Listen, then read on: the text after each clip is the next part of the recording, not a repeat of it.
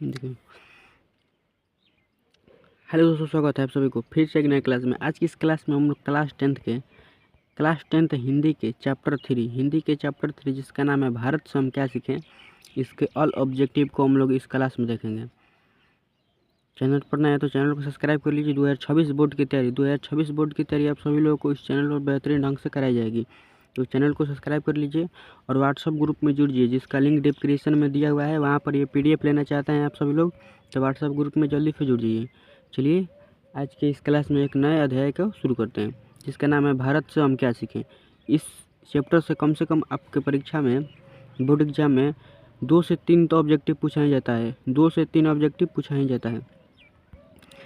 और ये जो ऑब्जेक्टिव है लमसम इसमें 35 ऑब्जेक्टिव है और इस ऑब्जेक्टिव में से ही आपके बोर्ड एग्जाम में जितना भी इस चैप्टर से पूछा जाएगा आएगा।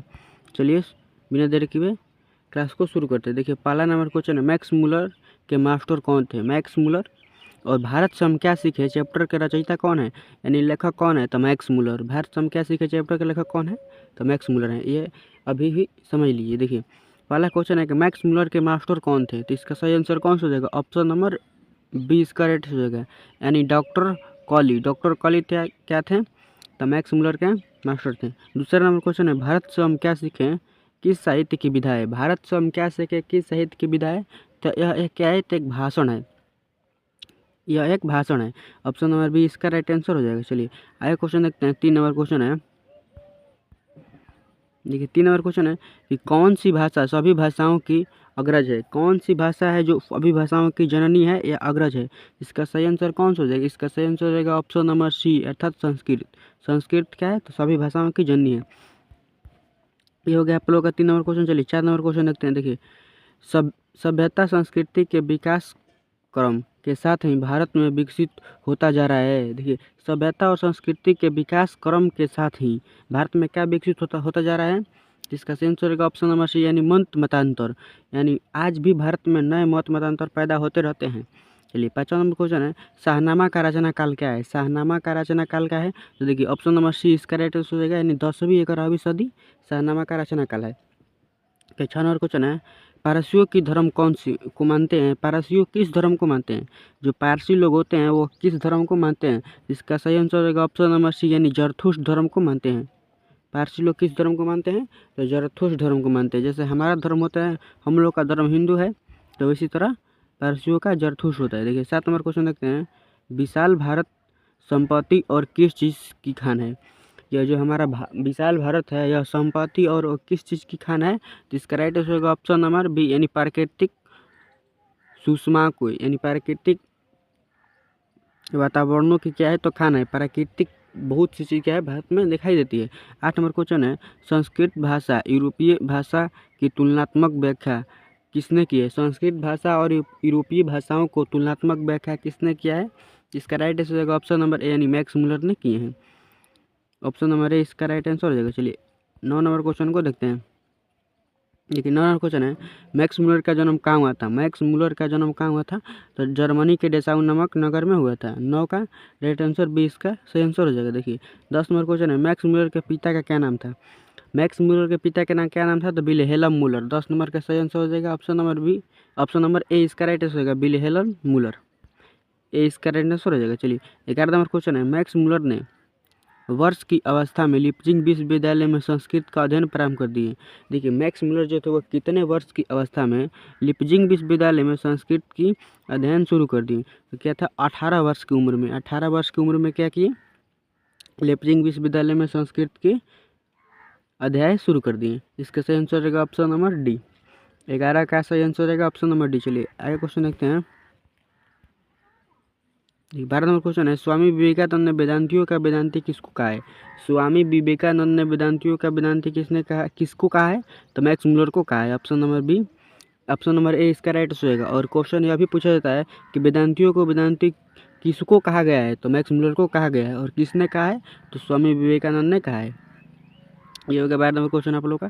देखिए 13 नंबर क्वेश्चन है, किसके अध्ययन क्षेत्र में भारत के कारण नवजीवन का संचार हो चुका है?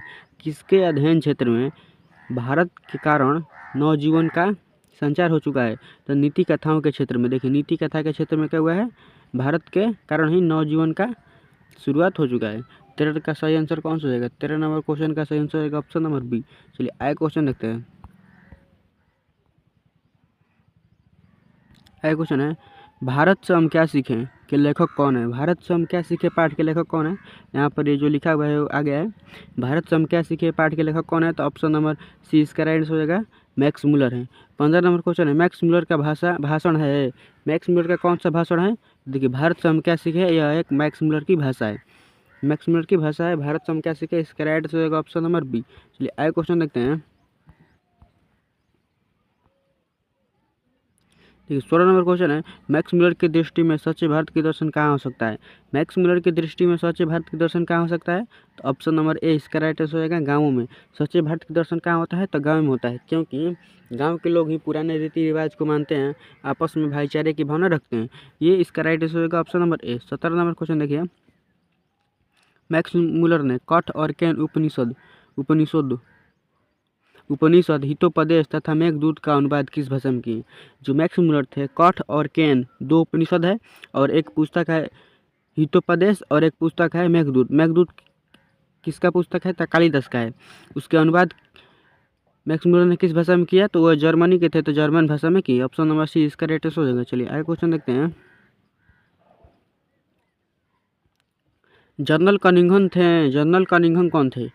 18 नंबर क्वेश्चन का सही आंसर हो जाएगा, दिल से बताइए तो 18 नंबर क्वेश्चन का सही आंसर होगा ऑप्शन नंबर डी, यानी पुरातत्ववेद थे। यानी पुरातत्ववेद थे, यानी पुराने चीज़ों का अध्ययन करने वाले थे। चलिए 19 नंबर क्वेश्चन है, हितोपदेश और मेघदूत का जर्मन पदानुवाद यानी अनुवाद किसने किया? तो मैक्स मुलर ने किया। ऑप्शन नंबर से इसका राइट आंसर हो जाएगा। चलिए 20 नंबर क्वेश्चन है, वारेन हेस्टिंग को दारिस नामक सोने के सिक्के से भरा घड़ा कहाँ मिला था?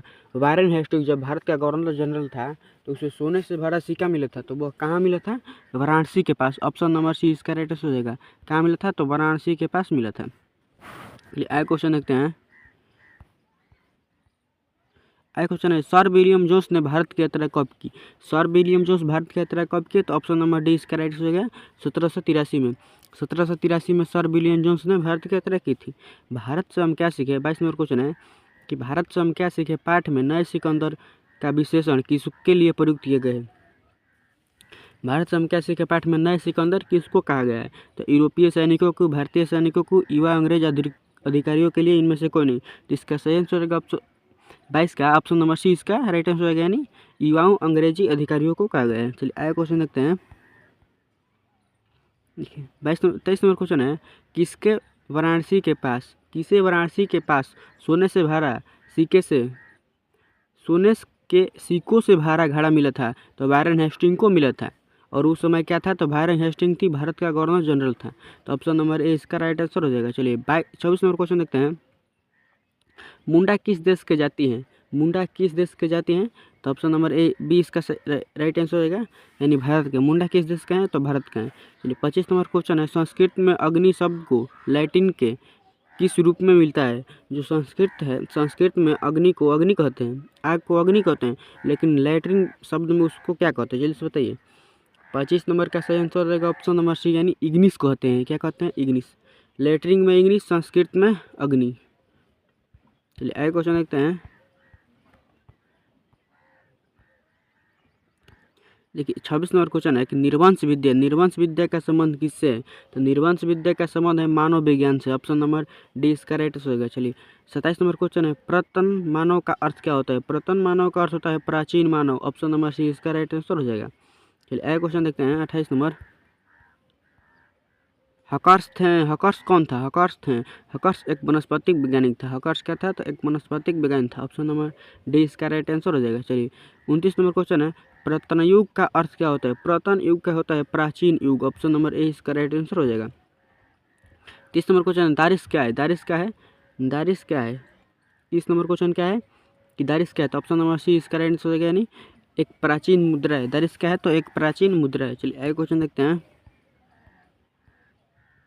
देखिए 31 नंबर क्वेश्चन है, हमारी महारानी विक्टोरिया लिखा है, महारानी विक्टोरिया ने नाइट की उपाधि प्रदान की। महारानी विक्टोरिया जी थे, वो नाइट की उपाधि किसको दी थी? तो मैक्स मुलर को नाइट की उपाधि दी गई था।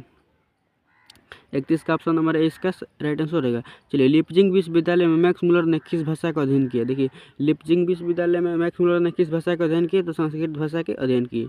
चलिए, 33 नंबर क्वेश्चन देखते हैं। 33 नंबर क्वेश्चन है, जर्नल कनिंघम का संबंध किससे है? जर्नल कनिंघम का संबंध किससे है? तो पुरातत्व से है। ये हम लोग पढ़ते हैं, पुरातत्व से है। ऑप्शन नंबर सी इसका राइट आंसर हो जाएगा। देखिए, आगे देखते हैं।